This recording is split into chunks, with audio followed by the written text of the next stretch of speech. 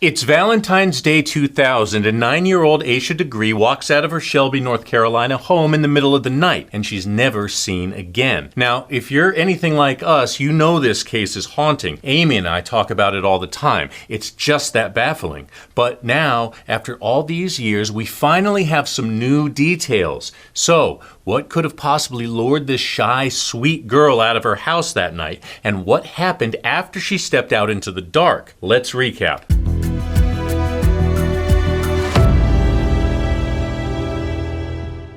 So picture this. Asha Degree, just 9 years old, is walking down Highway 18, a 2-lane stretch of road flanked by nothing but open fields and thick woods. It's pouring rain, pitch black, and it's almost 4 in the morning. Not exactly prime time for a kid to be out on a stroll, right? But Asha's walking like she knows where she's going, moving south toward town. She's not easy to miss, even in the downpour, with her bright white clothes lighting up the dark, stormy night. A trucker and another driver spot her between 3:45 and 4:15. The trucker keeps on driving, but radios a warning. There's a little girl walking on the side of the highway. Heads up, everyone. Meanwhile, the other driver makes a quick U-turn, determined to check on her. But by the time they swing back, Asha's gone, slipped off the road and into the woods, disappearing into the shadows. What happened to her after that? No one really knows, but hold on, because we've got a huge break in the case that might finally unravel this decades-old mystery. Asha Degree's disappearance is not your typical missing kid story. She didn't get snatched. She left her house on her own, and she was only 9 years old. Now, most runaways, they're usually at least 12. So why would Asha take off? There's no drama at home, no obvious reason for her to run away, and her family? Police have made it clear they're not involved. Zero evidence points in their direction. Over the years, this case has been nothing but dead ends and question marks, with just a handful of real clues, barely enough to connect the dots. But now, we've got something big, and it could finally blow this case wide open. But before we get to the bombshells, let's rewind and break down the original clues. Just a few days after Asha vanished, some of her belongings turn up in a shed along the highway, less than 2 miles from where she's last seen. We're talking candy wrappers, her pencils, a marker, and a Mickey Mouse hair bow, all stuff her mom immediately recognizes as Asha's. But that's not all. There's something extra creepy in that shed. A wallet-sized photo of a little girl. But here's the twist. It's not Asha. Nobody seems to know who this mystery girl is. Not her family, not her teachers, no one. Before Asha left that night, she packed up some of her favorite things, including her favorite Tweety Bird purse. But one of the biggest clues is a mysterious green car, a 1970s Ford Thunderbird or something like it. One witness says they saw Asha being pulled into it, but back then, that lead goes nowhere. And just like that, Asha's case hits a standstill. For 17 long months, it's radio silence. Then, in August 2001, there's a shocking discovery. A construction worker along Highway 18 stumbles on a strange bundle. It's Asha's backpack, double-bagged in black trash bags. And get this.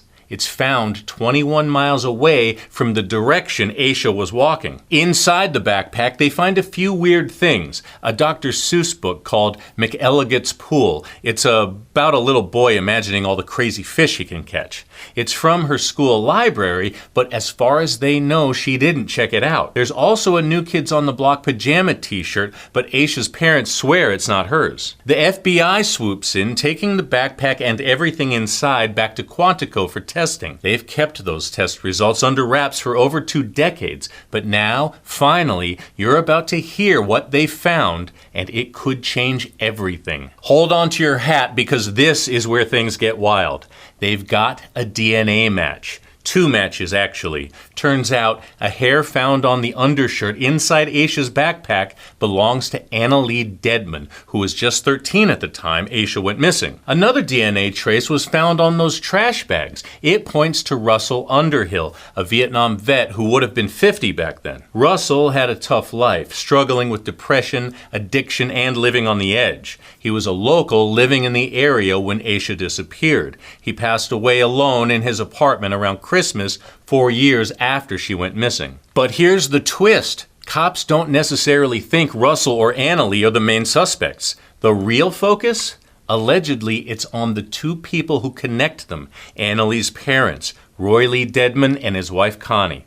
Now, get this. As far as we know, the Dedmans were complete strangers to Asha and her family, but they owned two nursing homes in the area, Northbrook and Cleveland Healthcare. And guess who was a patient? Russell. When Asha disappeared, Russell was staying at Cleveland Health Care. When it shut down in 2002, he moved to Northbrook. Roy and Connie Dedman have 3 daughters. Annalee, the youngest, was just 13. Then there's Sarah, 16 at the time, and Lizzie, the oldest, at 17. And here's where things get sketchy. According to a social worker, Roy Dedman had some shady business practices, including using his daughters as chauffeurs. Lizzie and sometimes Sarah would drive nursing home clients to the hospital in an old beat-up 1964 green AMC Rambler. Remember that tip about Asha being seen in an old green car? Yeah, exactly. Fast forward to early September 2024, that's when police finally make their move, raiding the Dedman family properties. And what do they find? You won't believe it. According to the search warrant, what they find at the Dedmans' old house is wild. They uncover Lizzie and Annalee's old journals, black trash bags, kids' clothing, cameras, a flip phone, micro VHS tapes, a cell phone, papers with Russell Underhill's name on them, social service complaint documents, Carhartt jeans, transport logs, and a .22 caliber gun. But here's the real kicker. That house is less than 6 minutes from where Asha was last seen on Highway 18, the same route Roy and his daughters used to get to the hospital and nursing homes. And Asha's backpack was discovered just 10 minutes from that hospital. It sure feels like they're closing in, but wait. It gets even stranger. For the last 5 years, Roy's been renting that house out. And the tenant? He told the cops something bizarre. There are 3 rooms in that house with padlocks on the doors, locked up tight just like that since he moved in. Roy's excuse? He said he's storing some personal property. Excuse me, who's sleeping in a house with padlocked rooms and no idea what's inside? Not us, that's for sure. The search warrant doesn't say which items came from those locked rooms, but let's be real. Stuff like those old journals, probably not just lying around the living room. And there's one more chilling detail. A relative of the Dedmans told police they saw Roy digging a deep hole on that property years ago, but according to the warrant, they didn't find any human remains.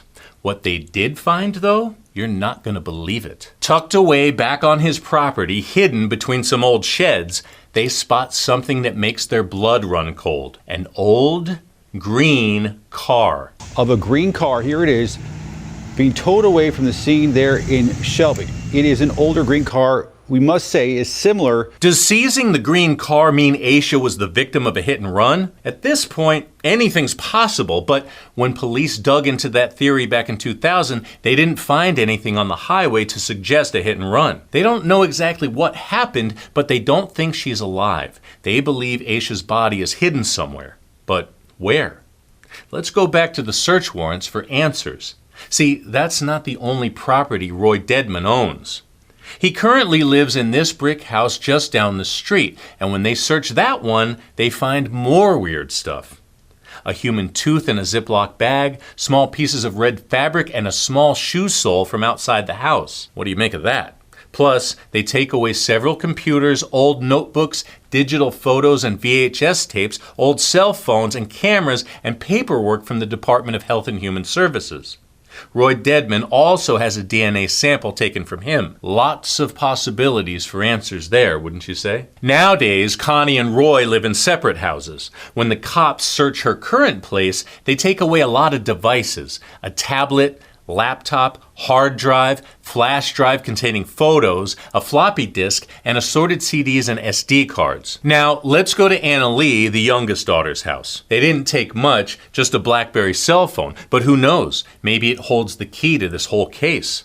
And when they search the Northbrook nursing home, they take a few more unusual items. 2 earrings, a photograph, paperwork on Russell Underhill, and a gray Jaguar. Now it's all about the waiting game. Investigators are combing through everything they seized from the Deadman properties, and they're still digging into that DNA. Meanwhile, the Deadmans, they're keeping their lips sealed. They say they don't know anything. They've even hinted that the only person who might have known anything was Russell Underhill, but he's gone, and as far as they're concerned, he took his secrets with him. But I gotta ask you this. If police are right and the Deadmans are involved, could they have been the ones to lure Asha out of her house that night? Or are we dealing with two separate events here? A lot of theories have popped up over the years. The most common one is that Asha might have been chatting with a stranger online, some creep who talked her into leaving the house that night. Usually we'd give that theory a thumbs up, but not in this case. Here's why. Asha's parents didn't even have a computer in the house. They wanted nothing to do with it. They thought it was a portal for sick stories about perverts and criminals, bad news they didn't want anywhere near their home. For them, it was all about keeping their lives centered on the good stuff, friends, family, and church. So if it wasn't some online predator, then who or what made Asha leave that night? It's a question that still haunts everyone, and with these new developments, we might finally be one step closer to the truth. Here's the thing.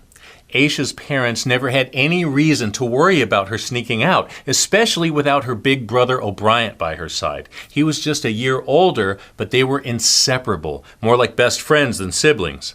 They shared a bedroom in their cozy little house and did everything together. And when it came to basketball, forget about it. Asha was a different kid on the court, a fierce competitor and a star point guard on her 4th grade team at her elementary school. The weekend she disappeared, Asha had a game on Saturday, February 12th. She fouled out and her team lost. Asha was crushed. She felt like she'd let everyone down, but you know how kids are. Eventually, the tears stopped, and she cheered up watching her brother play in the next game. That night, she went to a slumber party at her cousin's house just down the street. They stayed up late, and Asha didn't get much sleep. February 13th was your typical Sunday for the Degrees. They went to church, came home, and Dad headed to work.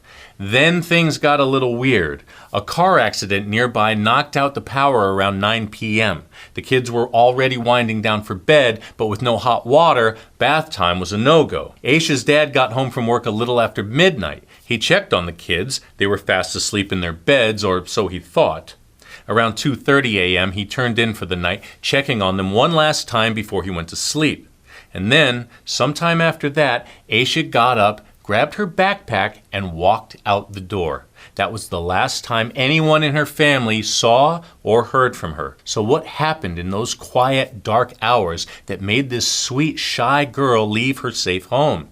And why, after all these years, does it feel like we're finally on the edge of some real answers? The truth might be closer than we ever thought. For now, we're left with more questions than answers. Why did Asha leave her home in the middle of the night? Where was she going? And what really happened to her after she walked out that door? Are these new clues all part of the same twisted mystery? Or are we dealing with a string of unrelated, terrible events that just happened to intersect in Asha's case? It's a lot to unpack, and we want to hear from you.